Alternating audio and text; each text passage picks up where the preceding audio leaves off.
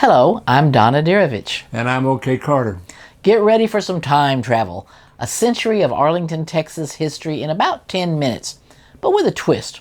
We'll do it by visiting historic markers.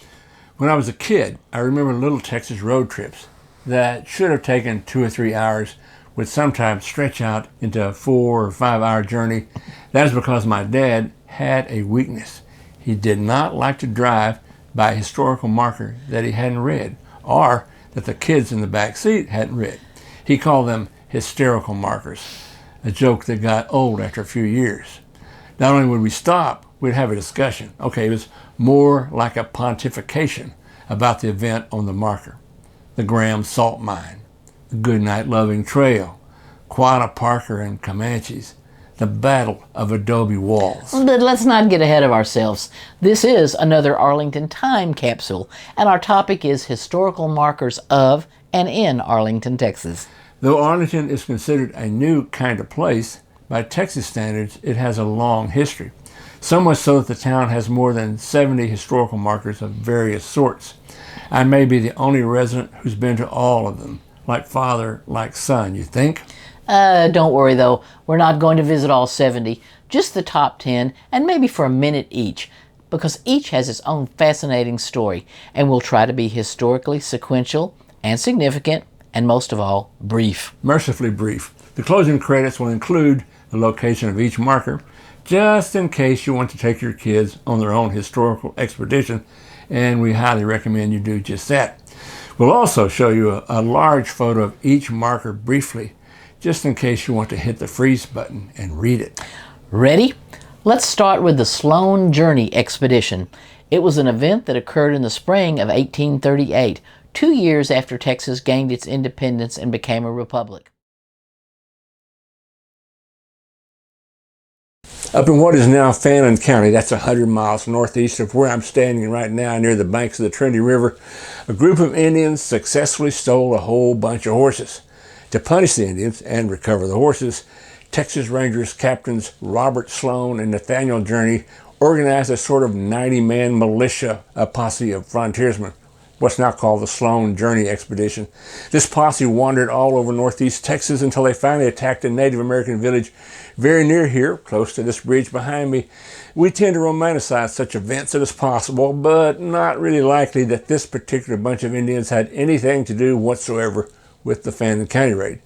It happened right about here in what is now the sprawling 1,300-acre River Legacy Parks in Arlington. Has 8 miles of jogging bike paths, and the Trinity River runs right through it. It's worth a visit sometimes. But back to our story. The village just happened to be in the wrong place at the wrong time. That's my story, and I'm sticking to it. After the attack, the posse left with evidently some horses that were once in the Indians' possession, and yes, with Indian casualties. Now, this particular fact is important because one of those frontiersmen was a fellow named Jonathan Byrd. 3 years later, Byrd would be commissioned to build a fort in this very area. He decided to do so not far downriver from here, where the Trinity River crosses the eastern cross timbers. It's easy to find land navigation-wise. Just keep going west until you run into the cross timbers. Modestly, he named it Byrd's Fort, after himself, of course. Was it prudent to build a fort so close to now hostile Indians in what amounts to a floodplain? Nope, nope, nope. The fort eventually failed, but it was the start of what would eventually become Arlington. For that matter, it would be the start of what would become the entire Metroplex. But first, there had to be some kind of peace made with the Indians, which brings us to the next marker.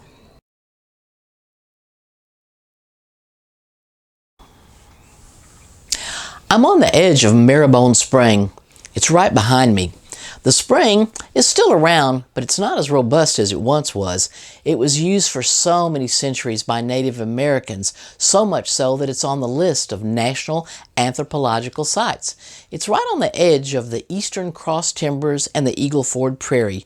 Once upon a time, that was prime buffalo country. All that's important, but remember those hostile Indians? Sam Houston himself journeyed to this site in 1843 to negotiate the Republic of Texas' first treaty with the Indians, in this case, a dozen tribes.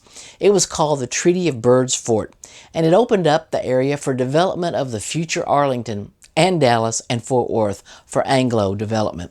The first example was a little community called Johnson Station. Why the name Johnson? Stick around.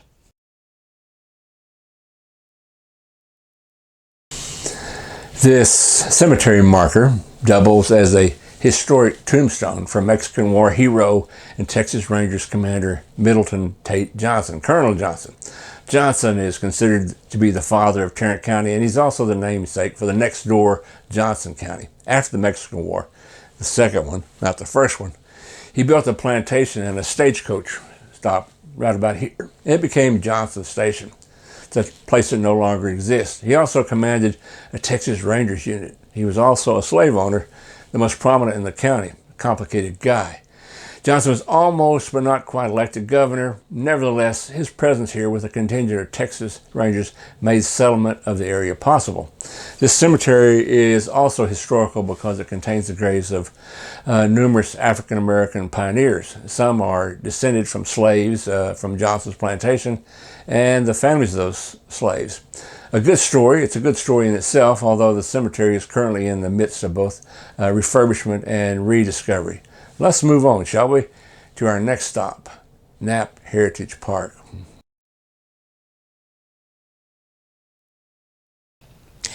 What's historical about this particular location?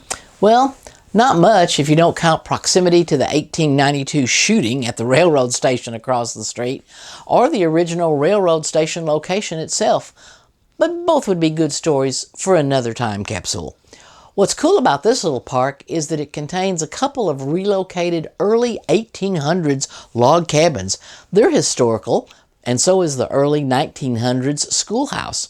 A bonus is that the park contains many kinds of native plants, particularly flowers favored by butterflies, and a vast selection of what might be described as 1800s technology, like spinning wheels, butter churns, assorted cutting instruments, but they were on the cutting edge at the time. In fact, there are several more historical markers inside. The old schoolhouse is still being used on occasion, mostly just to show today's kids how tough their great-grandparents had it. It's really a cool little park. Check it out sometime. Changing the subject, did you know Arlington was once famous for mineral water?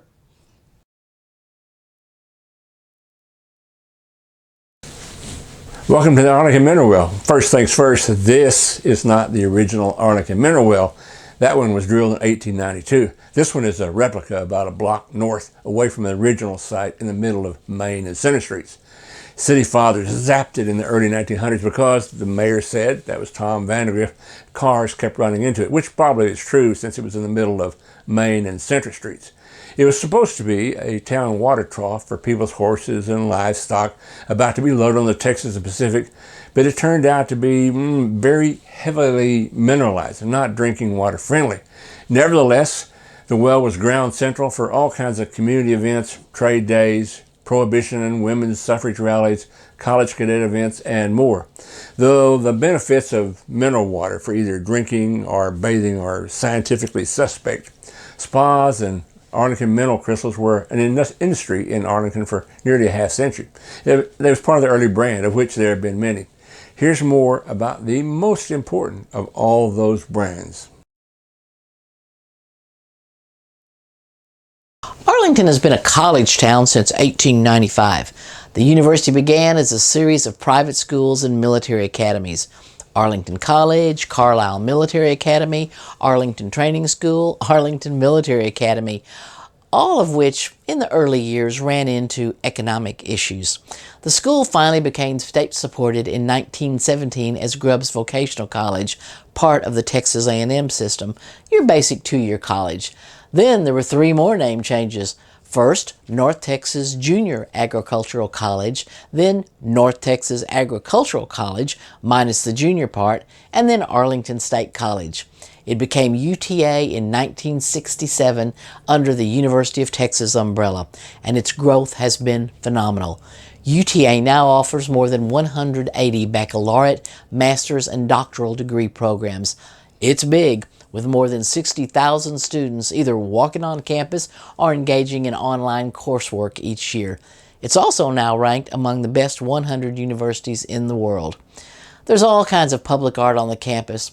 Good for a tour someday, though I recommend a Sunday or holiday to avoid any possible parking hassle.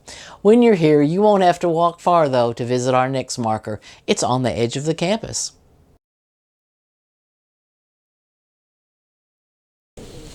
This little cemetery is what's left of the Baraka Industrial Home for Errand Girls, i.e. the Baraka Rescue Society. Though Baraka actually began in Waco, south of here, it ended up in Arlington in 1903. It was a religiously oriented endeavor for the protection of homeless girls and unwed mothers, mostly unwed mothers. 10 buildings, a lot of buildings, were located here at what has since been absorbed by UT Arlington. Though Baraka hung around until the early years of World War II, all that remains of it today is this little, somewhat sad cemetery. About 80 graves are in the cemetery. A few of them are adults, including some young mothers who died in childbirth. Most of the graves, however, are of infants who died very young, sometimes namelessly. The cemetery is located on the southeast edge of the campus in what is now Doug Russell Park. If this topic interests you, and it does for a lot of people, there's an Arlington Time Capsule on YouTube just about Baraka with far more details. Let's travel north a few blocks to our next marker, that for the Bankhead Highway.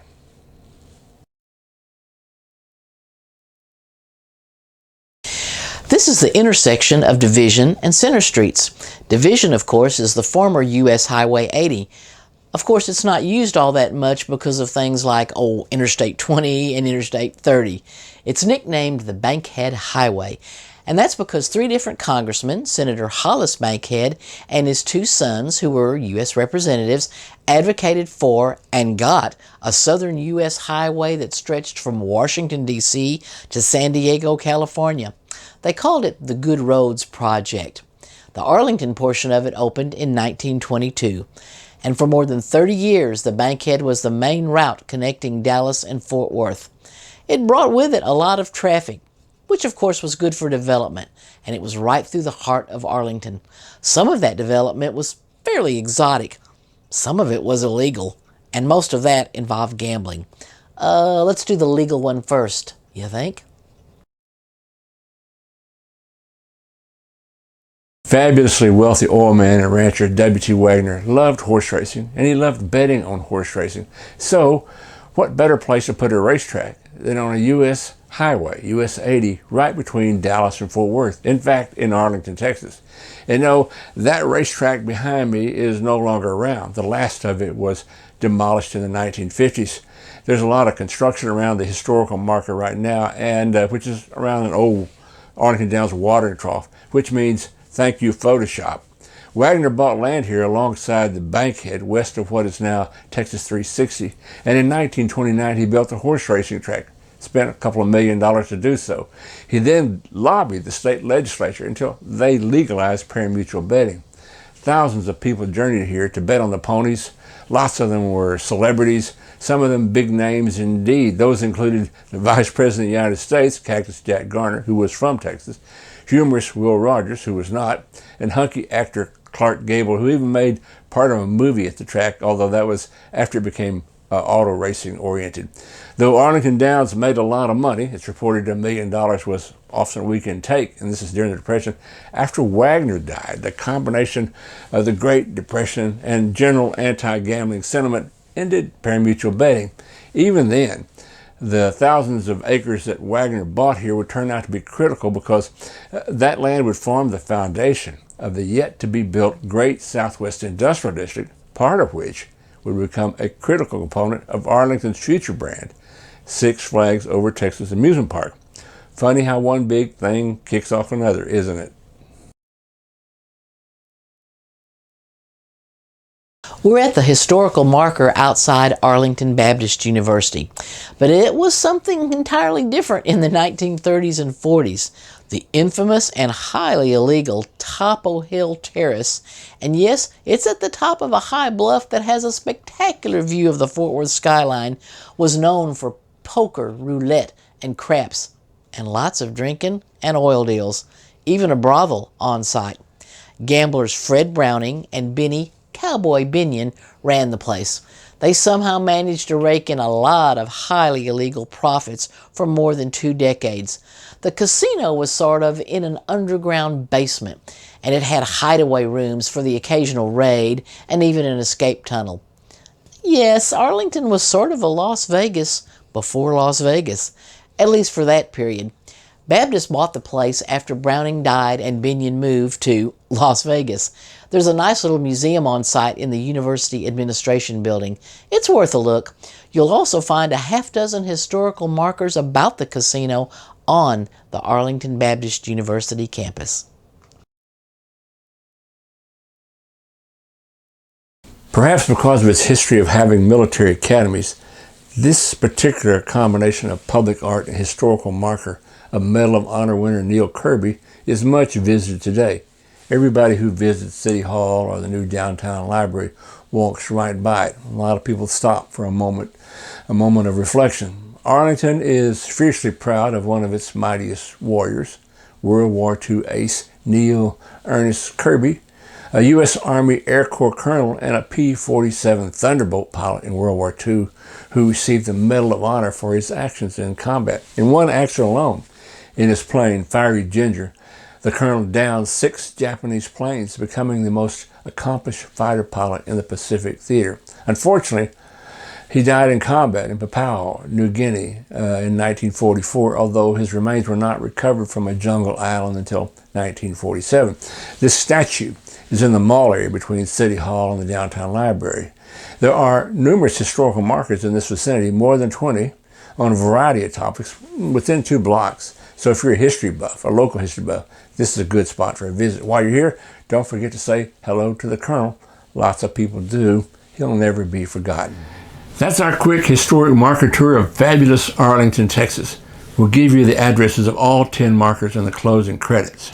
And if Arlington historic markers interest you, we suggest you visit the Pinterest site called Arlington, Texas, Historic Markers, because there you'll see photos and the locations of all 70-plus markers. If you've got a question or observation about all this, post it in the comments section in YouTube. We will answer. So long. So long.